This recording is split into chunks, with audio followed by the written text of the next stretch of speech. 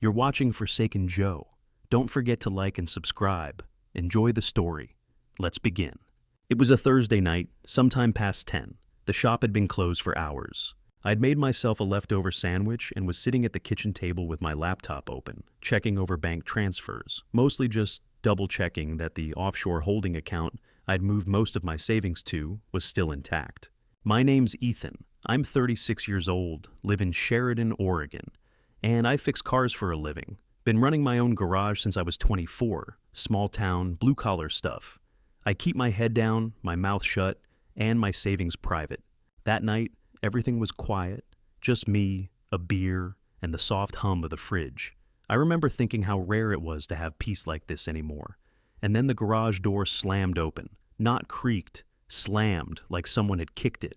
My heart jumped. I stood up fast, the laptop still glowing behind me. Then I saw her, Clara, except she didn't look like Clara. She looked like some high-gloss version of her, the kind you'd see in a Netflix thriller just before the betrayal scene. Hair done up, makeup sharp, confidence dripping off her like she owned the whole damn world. Right behind her was Desmond, some flashy, too-skinny guy in a tailored blazer, waving a taser like it was a joke. I'd seen his type before. Tech money, no calluses, no substance, all ambition. "Well, this is quaint," Desmond said, stepping into the house like he'd been there 1,000 times. "Love what you've done with the paneling. Is that plywood?" I didn't answer. Clara strutted in like she lived there. Well, she kinda did. Technically. But something about the way she moved told me she had no plans of staying. She dropped a duffel bag onto the table with a heavy thud. It wasn't until she unzipped it that I really understood. Cash. Stacks of it. Dozens. Maybe hundreds. Bound up in rubber bands like she'd just knocked over a casino. "Recognize this?" she asked, all sweet sarcasm. "Funny thing, Ethan. When you use the same password for everything, even your hidden accounts stop being so hidden." Desmond leaned on the back of my chair. "Yeah. Chevy 1978? Real subtle, man." They were both laughing now, like this was a joke. Like I was the joke. Clara stepped closer, her eyes locked on mine. "You always were a little slow, sweet but simple. I mean, hiding hundreds of thousands in a private account? Did you think I'd never notice all the late nights and locked drawers?" I didn't move, didn't blink. Desmond nudged the taser toward me. "You should have married a waitress, man, not someone with a brain." I stared at him, calm, almost bored. "You done?" I asked quietly. Clara snorted. "Done? No, baby. We're just getting started.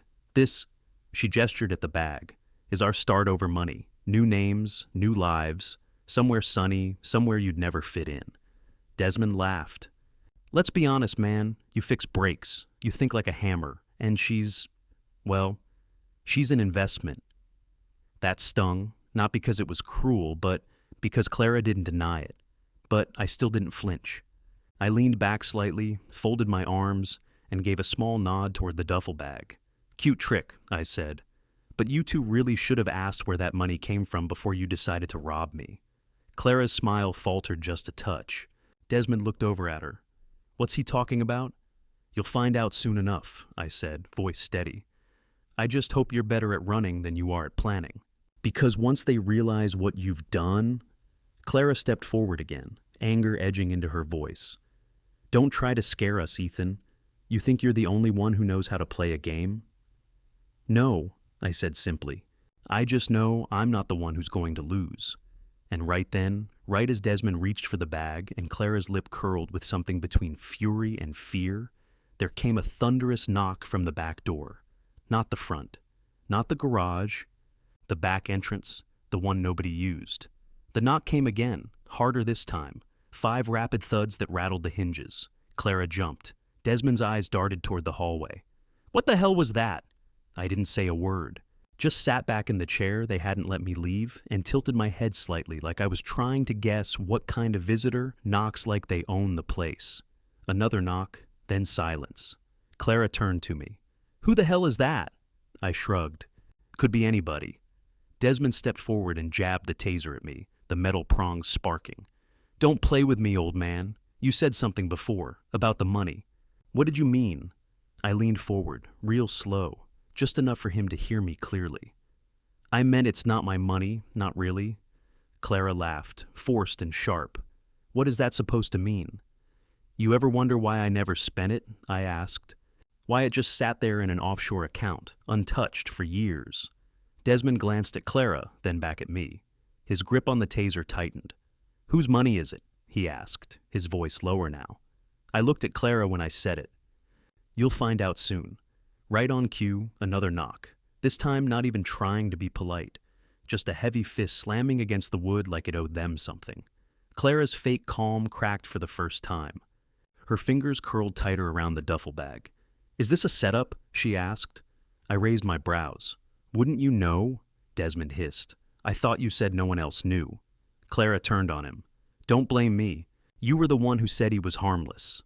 Another knock, louder than all the others. Then, voices. Deep ones. Low murmurs at first, then clearer. Back entrance, yeah. He said, don't go through the garage. Doors locked. No problem. Clara stepped back like she'd been struck. Ethan, who are they? I didn't answer, just stood up slowly and reached for the remote on the kitchen counter. Hit the mute button on the security monitor. The screen blinked to life. Black and white feed of the back door. 3 men stood there, 1 in front, 2 behind. All of them wore dark jackets. Hands in gloves. No masks, no nonsense. Desmond saw it and blanched. Jesus Christ! The front man tilted his head toward the camera and grinned, crooked teeth, scar across his chin. Then he reached up, knocked one last time, and mouthed something. Clara squinted. What's he saying? I looked at her. Time's up. Suddenly Desmond snapped. I'm going out there. I'm going to handle this. Don't, I warned. But he was already walking fast toward the hall, taser clenched tight in his fist.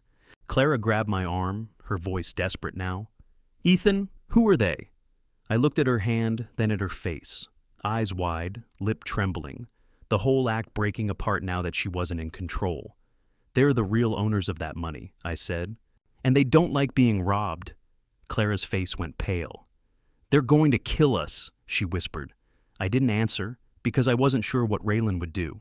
But I knew what he was capable of. Desmond's voice echoed down the hall. Hey, I don't know who the hell you think you...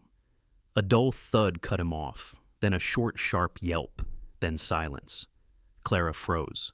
Footsteps, not fast ones, slow, deliberate, getting closer. Then another voice, calm, deep, like gravel sliding across steel. Evening, Ethan. I turned to Clara, just as the door creaked open. You wanted to know what I meant? I asked. She couldn't answer, so I smiled. You're about to meet Raylan. The footsteps stopped at the edge of the hall. Then, like a scene from a dream you pray isn't real, Raylan stepped into the kitchen. He looked exactly how I remembered, black leather gloves, gray coat draped open over a dark shirt, and that crooked smile like he was born with something stuck in his teeth. Not tall, not loud, just quiet. The kind of quiet that made every word feel like a warning. Behind him came 2 more men. One had a shaved head and a scar running down his cheek like a river on a map. The other looked barely old enough to drink, but had the eyes of someone who'd done things you don't talk about. They didn't speak. They didn't have to. Clara stumbled back, hitting the edge of the table with her hip. The duffel bag sat there, still unzipped, the cash inside glowing under the kitchen lights like bait. Raylan looked at me first. Evening, he said. Evening, I replied, calm as ever. He nodded once, then turned toward Clara, studied her, really looked at her, then at the bag, then, finally, Desmond. Or what was left of him. Desmond staggered back into the room, supported by the younger enforcer. His shirt was ripped, lip bleeding, and the taser he'd waved around so proudly earlier, gone. Now he just looked like a scared kid who'd been caught sneaking into a fight he didn't understand. Raylan didn't blink. He just pulled out a chair, turned it around, and sat down. Slow, deliberate, gloves resting on the table like hands made of iron. This it? He asked, nodding at the duffel bag. Clara didn't speak. Couldn't. I answered. That's what they got, far as I know. Raylan whistled low. That's bold. Then he turned to Desmond, who was panting like a cornered animal. So, tell me something, sport. How exactly did you plan to get away with robbing the kind of people who don't call the cops? Because they are the thing people call the cops about. Desmond opened his mouth. Nothing came out. Raylan leaned in, eyes narrowing. No answer? I didn't know, Desmond finally stammered. She said it was his. I thought it was just stashed money from his business or something. Raylan looked at Clara. His voice dropped to something colder. That true? Clara swallowed hard. He never told me. Raylan smirked. Lady, people don't usually announce they're laundering money for guys like me. That's kind of the point. Desmond reached toward the bag, desperate. We'll give it back, all of it, every dollar. Please. Raylan raised a gloved hand, and Desmond shut up like someone hit mute. I'm not here for the money, Raylan said, his voice quiet and final. Desmond blinked. What? Raylan nodded toward me. Ethan's already taken care of the money. Moved it out weeks ago. That duffel? That's just a decoy. Clara turned to me, her mouth opening. I knew, I said, flat. About the affair, the transfers. You hitting up the account late at night. You're not subtle, Clara. She collapsed into a chair, the blood draining from her face. You watched me? For months. Desmond backed toward the wall, eyes darting like a fly in a jar. You set us up, he whispered. I didn't answer. Raylan did. Yeah, he said, pulling off one glove finger by finger. That's the thing about men like Ethan. You think they're quiet 'cause they're slow, but sometimes they're just patient. He stood, walked toward Desmond. Desmond dropped to his knees, hands out. Please, man, it was a mistake. Just let us go. We'll disappear. Raylan looked down at him with something close to pity. Not about the money anymore, he said. It's about the disrespect. He snapped his fingers. The young guy stepped forward. Clara tried to follow them as they dragged Desmond back toward the garage, but I grabbed her wrist. Let him go, I said. Ethan, please, she whispered, eyes wet now. I didn't mean... You meant all of it, I said coldly. Every lie, every smirk, every time you looked me in the eye and thought I was too stupid to notice. Her hand dropped to her side. I looked at Raylan. You sure you want to do it here? He grinned. Garage is fine. The door creaked open again, then closed. And just like that, Desmond was gone. Clara slumped into the chair beside me, breathing like she'd just outrun death. I didn't touch her, didn't speak, didn't offer comfort, because she was right about one thing all along. This was a setup, and she'd walked right into it. The sound of the garage door slamming shut felt like a verdict. Clara sat there, arms folded tight against her chest, her breathing ragged. Her mascara had started to smear, and for the first time in all the years I'd known her, she looked small, not vulnerable, not broken in a way that invited sympathy. Just hollow. Ethan, she whispered, her voice barely audible. Is he... I didn't look at her. You don't want to know. She flinched at that.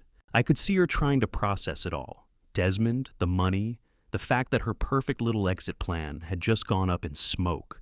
I stood up and walked to the kitchen sink, ran the tap, let the water fill the silence while I rinsed the sweat from my palms. My heart was still hammering in my chest, but my face stayed calm. I'd learned how to wear that look a long time ago. When I turned back around, Clara was crying, not loud, not dramatic, just silent tears running down her face like someone had unplugged her from whatever performance she'd been putting on for the past 6 months. I didn't know, she said, about who the money belonged to, about Raylan, about any of it. You knew enough, I said. She wiped her eyes with the heel of her hand. It wasn't supposed to be like this.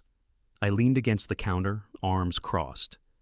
You were going to steal from me, Clara. With him, then disappear. She didn't argue, which honestly surprised me. She started, then stopped. I messed up. Yeah, I said. You did. She looked up at me, eyes red. I didn't love him. I didn't respond. I swear, Ethan, I didn't. I was just lost. I wanted more. He offered more. I laughed once, cold and sharp. He offered you the idea of more. You bought in, and now look at you. She stood up slowly, swaying like her legs barely remembered how to carry her. I didn't mean to hurt you. I finally looked at her, really looked, and I saw it, what had always been there, under the surface. the need, the hunger. She didn't love Desmond. She didn't love me either. She just needed to belong to someone who made her feel like she mattered. You didn't hurt me, I said. Not in the way you think. She blinked. What? I saw this coming, Clara. I saw you change months ago. The long drives, the sudden interest in my bank passwords, the way you stopped saying my name unless you were pretending to care. I knew. She stared at me, stunned. Then why didn't you stop me? Because I needed you to walk into it, I said. I needed you to choose it. I walked to the table, grabbed the duffel bag, and unzipped it. Pulled out a single envelope. Inside was a fake bank statement, forged transfers, and a dummy routing number that went nowhere. The cash, mostly prop money, stacked around real bills just thick enough to fool anyone skimming off the top. You were never going to get the real money, I said. I moved it 3 weeks ago. Her lips parted, like she wanted to scream but couldn't find the energy. This whole night, I continued, was just a mirror, Clara. I wanted you to see what you'd become. What you gave up for a guy like Desmond? She sank into the chair again. I have nothing. No, I said. You had something. You had me. She looked at me then. Really looked. And maybe for the first time, she believed it. The guilt was there now, clawing at her through the tears. Can I stay? She whispered. I shook my head. No. Ethan, please. You're out, I said flatly. No more us. No more second chances. You walk out of here tonight, and that's it. She stood, her legs shaky. Her eyes scanned the room like she was looking for something she could cling to, some piece of evidence that she still mattered here. There was nothing left to find. She walked toward me, slowly, as if she could break through my silence. I stepped aside. I won't call the cops, I said. But if you ever come back here, if you even think about touching anything that belongs to me again, I won't protect you from Raylan next time. She nodded once, barely, and then she left. Didn't slam the door, didn't curse or scream or beg. She just walked out into the night, into the cold Oregon dark, heels clicking softly against the porch. I stood there alone, staring at the empty kitchen. The house felt still again. But it wasn't peace. It was the kind of silence that comes after the storm, the part where you check the damage. And for the first time in a long time, I knew exactly what I needed to do next. Start over. Without her. The house was quiet again. Too quiet. I stood in the kitchen for a long time after Clara left, just listening to the hum of the fridge and the occasional creak of the floorboards settling. There was still a faint smell of her perfume in the air, something floral and sharp. I hated that I knew it by name. Hated that my chest still ached when I thought of how she used to smell like home. I poured myself a drink, nothing fancy, just whatever whiskey was left in the bottle, and sat on the couch with the glass resting in both hands. My phone sat on the coffee table, dark and still. No messages, no missed calls. The silence should have been comforting, but it wasn't. It was loud, deafening even. The kind of quiet that presses on your chest until you start thinking about all the things you never said. All the ways you could have stopped it if you'd just been a little colder, a little smarter, a little less in love. I looked at the empty space on the wall where a photo used to hang, me and Clara in front of the shop, both of us grinning like we'd figured it all out. I'd taken it down weeks ago, didn't throw it away, just put it somewhere out of sight. My knuckles tightened around the glass. I had seen this coming. I knew it, but knowing and feeling were two different things. Betrayal doesn't always hit like a slap. Sometimes it lands slow, like a bruise that deepens over time. My phone buzzed. The sound startled me. I picked it up, just a single word glowing on the screen. Clara. I stared at her name for a few seconds, thumb hovering over the answer icon. Then I tapped it. No greeting, just silence on the other end. I waited. Then finally, Ethan. Her voice was raw, like she'd been crying, like maybe she still was. I know I don't deserve it, she said, but I need you to listen to me. I didn't respond. I didn't know who those people were. I didn't know what we were walking into. I leaned back on the couch, resting the phone against my ear. You said they wouldn't be back, she continued. But Desmond got out. That got my attention. What do you mean he got out?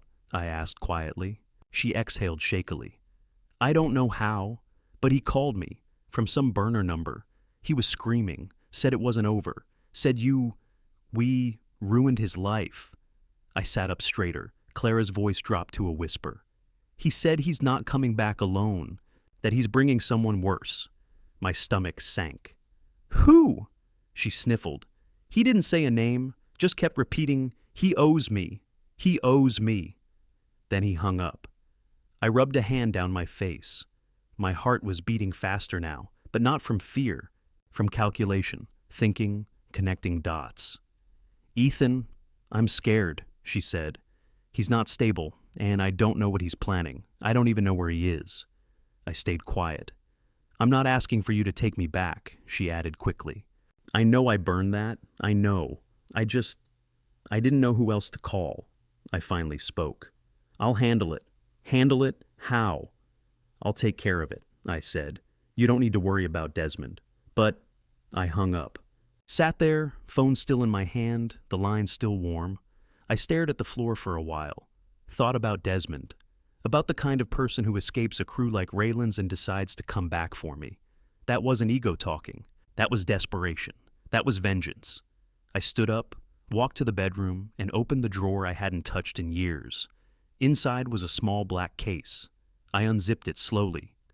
My old Glock, cleaned, loaded, ready. I didn't want this. But if Desmond wanted to come back swinging, he'd better be ready to bleed. The silence was over, and something darker was already on its way. I didn't sleep that night. I lay in bed, fully clothed, the Glock on the nightstand beside me. Every creak of the house, every gust of wind rattling the siding, made my hand twitch toward the grip. I wasn't paranoid. I was prepared. There's a difference. By morning, the sky was dull and gray. Typical Oregon. I brewed coffee I didn't touch and stared at my phone, waiting for something, a message, a clue, a sign. At 7:43 a.m., it came. Not a call, a text. Unknown number, you should have listened to her. That was it. No punctuation, no name. Just a quiet, cold statement, like a breath on the back of my neck. I didn't reply. Instead, I opened the safe in my closet and pulled out a second magazine, slid it into my jacket pocket, loaded the Glock, chambered a round, then flicked the safety on. Then I waited. I didn't have to wait long. Around 9 a.m., I heard tires on gravel, not slow like a neighbor, not tentative like delivery drivers, just confident, aggressive, like someone who already made up their mind. I stepped to the living room window and peeked through the curtain, a silver Charger, windows tinted, engine still running, headlights staring at my house like eyes. I moved fast, but not panicked. Grabbed the Glock, tucked it at my waist, and flipped off the interior lights.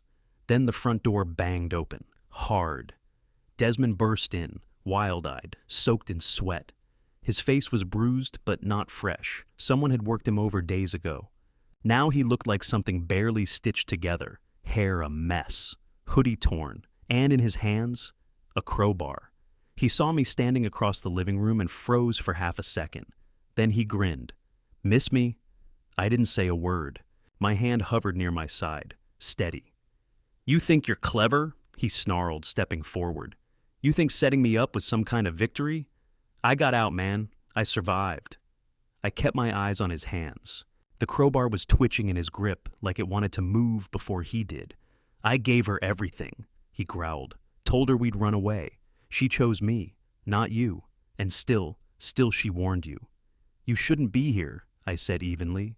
He laughed, a sharp, broken sound. Oh, I'm not staying. I just wanted to let you know. This isn't done. Not even close.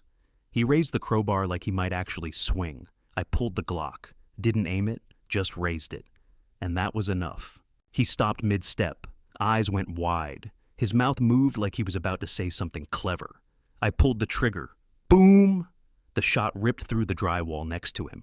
Intentional. Just a warning. Not mercy.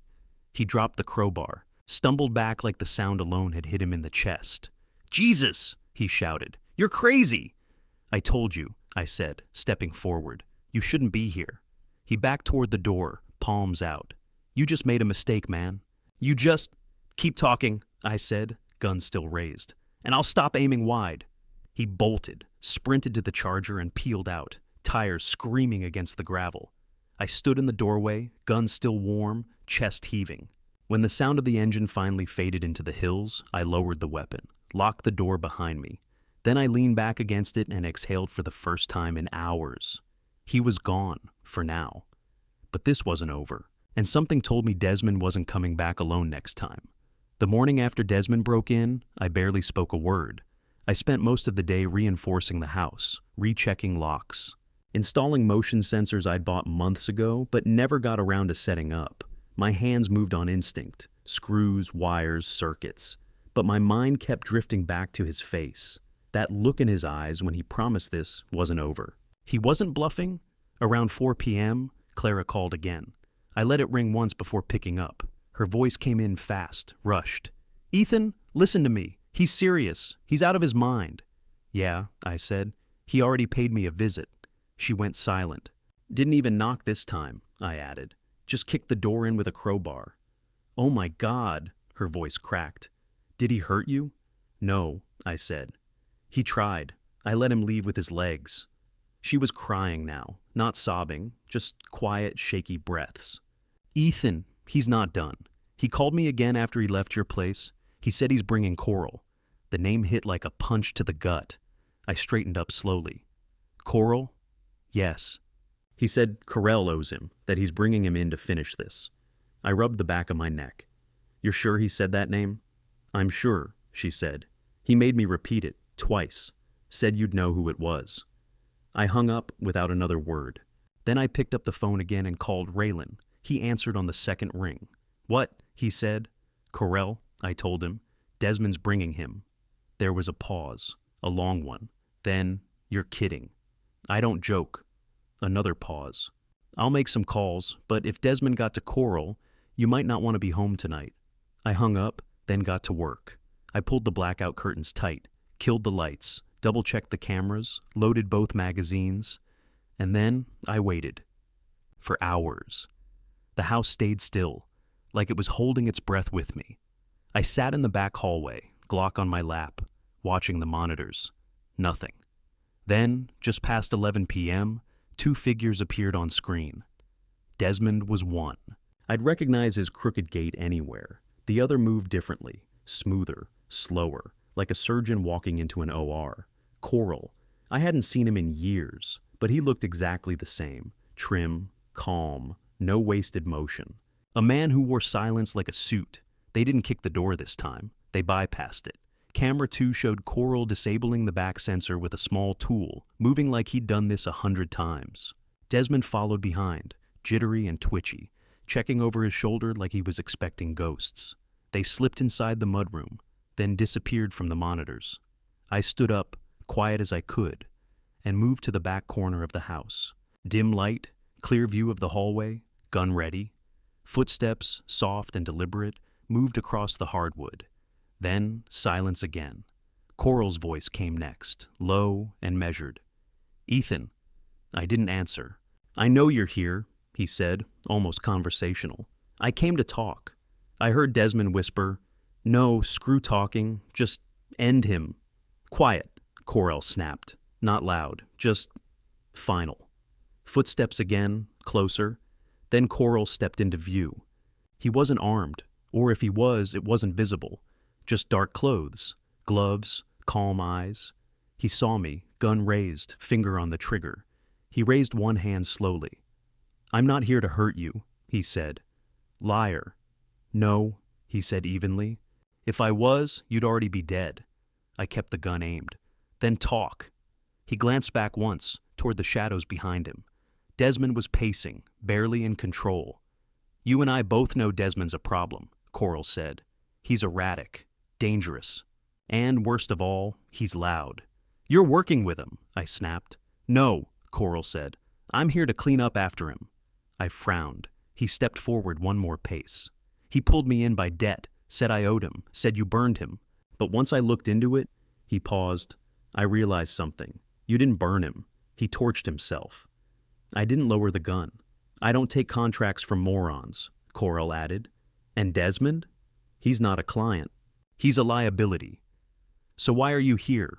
Coral's voice turned flat. "To offer you an out." That caught me off guard. "An out?" "You walk away from this, from Raylan, from Desmond, from everything. Disappear, quietly. I'll make sure Desmond never gets near you again. And if I say no, he didn't blink. Then I finished the job anyway. Behind him, Desmond stepped forward, eyes gleaming. Do it, man. Coral didn't even turn. He just looked at me, calm as ever. So, he said, what's it going to be? Coral's eyes locked onto mine, cold and steady. His hand still raised in a gesture that wasn't quite surrender, but wasn't threatening either. I didn't lower the Glock. Desmond was still behind him, nearly vibrating with anger, spitting words like he was ready to explode. Shoot him already, Desmond hissed. He's got a gun. He's not going to talk. Just do it. Coral didn't move. He didn't even flinch. That's your problem, Desmond, he said, voice calm as a surgeon's. You always think noise solves things. I stepped sideways, keeping the hallway wall at my back, gun trained on Coral's chest. My finger hovered over the trigger, not pressing, but ready. You said you're here to offer me a way out, I said. I did. You also said if I didn't take it, you'd finish the job. Coral gave the faintest nod. I don't leave work half done. That was when Desmond snapped. He lunged forward, trying to shove past Coral. He's not taking anything. You don't offer him deals. I want him gone. Coral moved faster than I thought humanly possible. He stepped left, twisted, and slammed his elbow into Desmond's sternum without even looking. Desmond crumpled to the floor with a choked gasp, coughing hard, arms wrapped around himself like a broken puppet. Coral didn't look down. He just kept his eyes on me. See, he said quietly. Liability. I didn't respond. The house was dead silent again, like it was waiting with us. Then came the sound I'd been hoping for, a dull, unmistakable knock on the front door. Not heavy, not urgent, just 3 taps, slow and spaced. Coral turned his head slightly, not surprised. That'll be your friends. I didn't move. Seconds later, the door creaked open and Raylan stepped into view. He didn't bring just 2 men this time, 4 of them, all armed, all grim. They entered in formation, fast and efficient, like they'd done this before, because they had. Raylan's eyes swept the room, landed on Coral, then on me. Everyone still breathing? He asked casually. Depends on how this goes, I replied, still pointing my gun at Coral. Raylan looked at Coral now, face unreadable. You weren't supposed to take sides, he said. I didn't, Coral replied. I was hired, then I reconsidered. Raylan snorted. That's not what it looks like. Coral took 1 slow step back and raised both hands. You want to take Desmond? Be my guest. I'm done cleaning his mess. Raylan tilted his head. You just here to chat then? Coral didn't answer. Raylan's men raised their weapons slightly, just enough to make their point. Coral looked at me, then at Raylan. This doesn't need to go loud. You threatening me now? Raylan asked, stepping forward. Because I don't like being threatened. Coral exhaled slowly. I'm not threatening you. I'm leaving. Raylan glanced at me. I nodded once. Raylan lowered his gun, but not all the way. You walk out now, Coral, but you don't come back. Not for him. Not for anyone. Coral looked around the room one last time, then down at Desmond, still wheezing on the floor. Get up, he said. Desmond groaned. What are you? Get up, Coral repeated. Desmond staggered to his feet, bloody lip and all, eyes wide as he saw Raylan's crew watching every move. Coral turned back to Raylan. We're done here. Raylan gave a small nod. For now, Coral and Desmond walked out slowly. Raylan's men stepped aside, but didn't lower their weapons until both were gone. The door shut behind them. Silence again. I lowered my Glock. Raylan walked over and leaned against the wall like this was just another Tuesday. You all right? I nodded, though my legs felt like rubber. Thanks for showing up, I said. He gave me a long look. You sure you want to keep playing this game, Ethan? This ain't over, not with Corell. I know, I said, but I'm not running. He smiled at that. Didn't think you would. Then he straightened, looked around at the holes in the drywall and the crowbar lying where Desmond dropped it. We'll talk soon, he said. And just like that, he and his crew disappeared into the night. I stood in my ruined hallway, breathing hard, still alive, for now. When the last of Raylan's crew disappeared into the dark, I finally let myself exhale. My whole body ached, from tension, from adrenaline, from the sheer weight of everything that had happened in the last 48 hours. I walked back into the kitchen, my feet dragging a little, set the Glock down on the counter and poured the whiskey I had meant to drink the night before. This time, I drank the whole glass in one go. No savoring, just burning. The house felt emptier than it ever had before. I sat at the table, elbows on the wood, staring at nothing. My mind wasn't quiet, far from it. It was racing. Corell had walked out, but not in surrender. He walked out with a promise hanging in the air like smoke. This isn't finished. No, it wasn't. I heard Raylan's voice in my head. You sure you want to keep playing this game, Ethan? That's the question, isn't it? I didn't have much left. No Clara. No Desmond, though God knows he'd be back if Coral didn't get to him first. No peaceful nights. No real safety. Just a house full of bullet holes and a garage that suddenly felt like a liability instead of a sanctuary. Then again, what did running get me? People like Coral didn't stop hunting just because you crossed a state line. Raylan knew that too. He showed back up a little before midnight, just him this time. No crew. I let him in. He didn't bother sitting. You made your choice yet? He asked. Not exactly something I can sleep on. Raylan nodded. Fair. He pulled a small piece of paper from his coat and set it on the table in front of me. A name, a number. What's this? Guy I know, Raylan said. Ex-military, surveillance expert. Off the grid but smart as hell. If Coral's planning something, this guy'll sniff it out before it happens.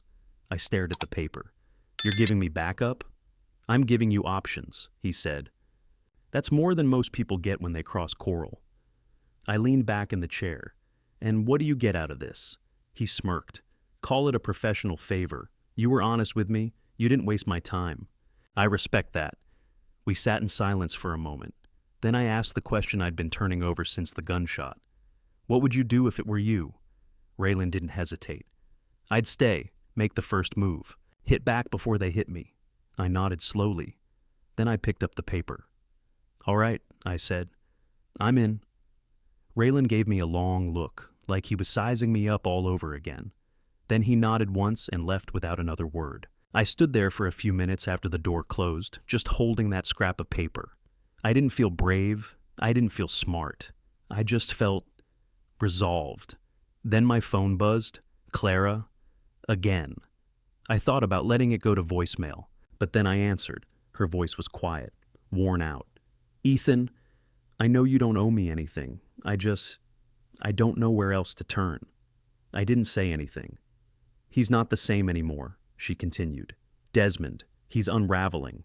And if Corell comes back, if something happens to me, I told you once, I cut in. You're on your own now.